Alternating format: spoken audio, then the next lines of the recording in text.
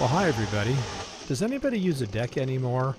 I know about a year ago I took a third of my deck off. Now I'm going to take another third off, and by the time this project's over, the whole thing may be removed.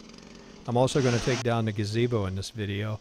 It's showing signs of rot. I never use it, and it's funny, isn't it? It took me a whole summer to build this thing, and with one pull of the Kawasaki mule there, it's going to be gone.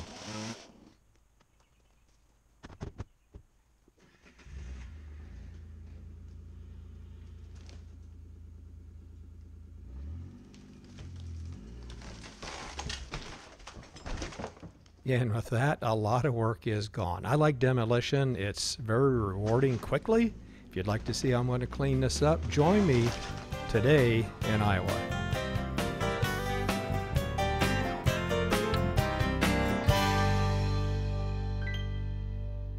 Well, here's the equipment we're going to use today. We're going to use the 2038 and the backhoe and the thumb. I really haven't done many videos with the thumb, and the 42-inch forks. Let's look at the demo again in slow motion. It came down very nicely, didn't it?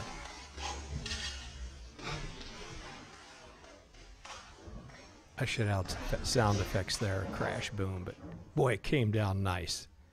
And like I said, with that, all that work I did over a summer is gone, but you'll see why here in a little bit. There's a lot of rot in that, and it's end of lifetime to go. Okay, so what we're going to do is get the 2038 out for this project. We're going to use the backhoe and the thumb, and I'm going to show you more detail how to adjust that thumb a little bit later in the video, but basically all I did was slide the channel there, put the pin into place to position the thumb so it will be as close to the bucket or as far away from the bucket as I wanted, and away I go. So my first impressions here with this are I'm pretty happy. See the smile on my face and a thumbs up. Couldn't be happier with this. 30 years ago I might have said, well, I'll take this down myself. But you know, it's kind of nice with all those nails sticking out. I'm not getting any nails in my hands or getting scraps or scratches or scrapes, and it's coming down really nice. I was going to use my brush crusher to haul some of this out, but I'm having so much fun with the backhoe. We're just going to stay with it for the demolition. I'm in an odd position here, but I thought, well, I'll just bend that over and she'll come right off like it did. One thing you can't see, as I'm squeezing the bucket shut, I'm trying to think, how do I close the thumb? As if there were some hydraulics there that I could use. And there are no hydraulics with this thumb. You just have to get used to positioning your thumb in the beginning and then using your bucket. And after you know, a little bit of demo here, I quickly caught on to it. Look at how easily it just drags this deck across there. That's about 14 feet wide at its widest point. Now I'm getting a little confident. I thought, well, I'll just back up to it and pull this wall apart. Why set up the whole rig? I think I can just drop the backhoe on top of this, squeeze it, bend it forward, and see if it'll come off.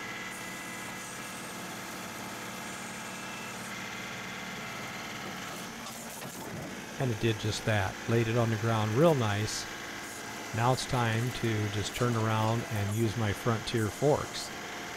And these are the AP12F. You can look it up in the manual if you have any questions. It's a 42-inch fork, and I really love these things. You can also look at video 88 and 90 for more demonstrations on how I use them. Okay, you can see the insects which they've been doing to this full log. And this is exactly why I did not build a full log home. We used to sell these homes and build them, and we would never sell a full log home because of log siding like this piece right here. If you get some bug problems, you can take it off and replace it. But here's a situation where this is your lowest log. Let's imagine that is the wall in your living room, and you have rot start like this. It's wringing wet in here. Imagine how you're going to fix that and the expense to do that. I didn't want anything to do with that. Look at how soft this is. And you don't see that because the outside looks pretty good. Now there's the outside. It can hide a lot of damage on the inside of the wall. Now look, this is my opinion only. It's based on my experience. I know the gazebo sat outside and was not flashed correctly for long term. However, it does demonstrate how important it is to keep your logs sealed, dry, and manage insect issues quickly.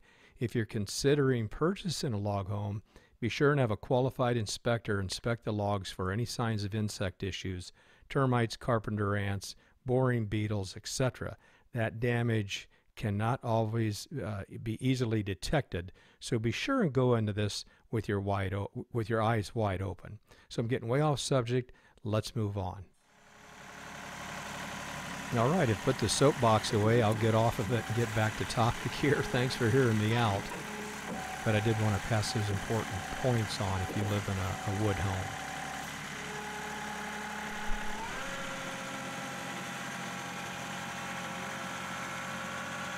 This deck here is about 12 to 14 feet wide. My driveway is 12 feet wide and it overhangs that. So this is probably about 14 feet wide.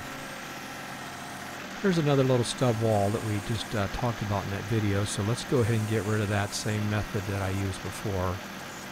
We'll just grab a hold of it and bend it over and get rid of it.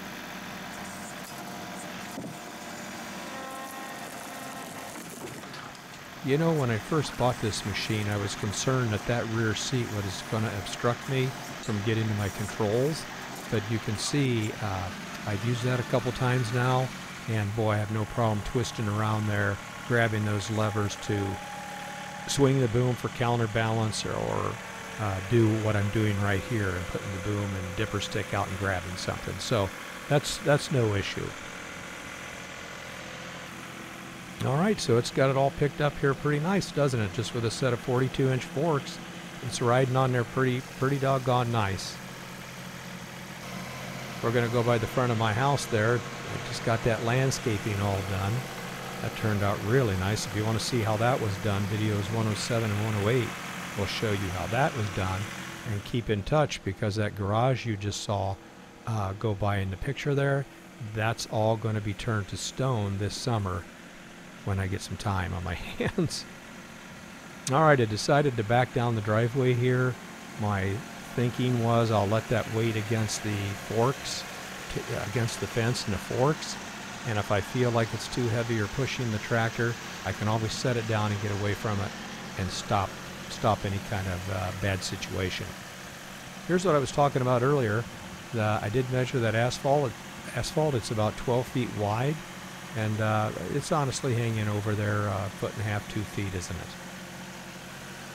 Now my thoughts are I'm going to take it down here to a rubble pile I have that I put things into that eventually rot away. I smash it down. I don't put garbage or anything like that here, but just wooden material that is eventually going to erode. It creates habitat for small critters, rabbits, and other animals that I provide some housing for that way. How's that sound for justifying that? Some people may call it a dump. All right, when I get turned around here now, I'm thinking, okay, I'm going to raise this up and then flick it, kind of like a pinball machine flicker. So it didn't quite turn out that well. You'll see that here. Raise it and flick it. Yeah, well, that didn't work so good. It kind of got hung up on it there, so we're just going to back away from it. And then when I have an excavator up for another project, I'm just going to have him put his boom and bucket on that and push all that down. All right, well, we have a lot of it cleaned up. I moved the wagon down here. I thought I would just use the forks and put these pie-shaped pieces of roof into the trailer and take it to the landfill. Basically, I don't know what I'm doing here. I'm just trying to figure out how do I break this apart. So I turned around and put the backhoe and thumb in there, trying to learn as I go. Let's see what I find out.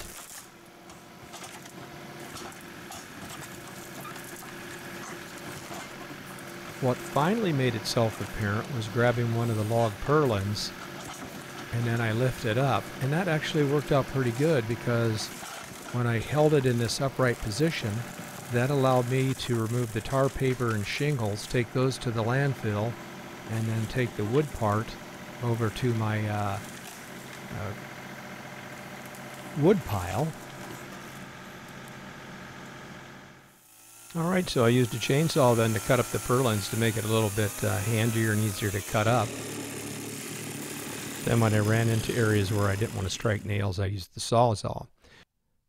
Alright, so next in video 110, we are going to clean all this gravel up using the loader and the backhoe. And then we're going to pick up some concrete piers and get this all ready for seed and fertilizer. Oh, and we're even going to pick a pig up by the head, so you won't want to miss that. Ray, I promised you in the video after that, number 111, we're going to finally get the disc harrow out for you.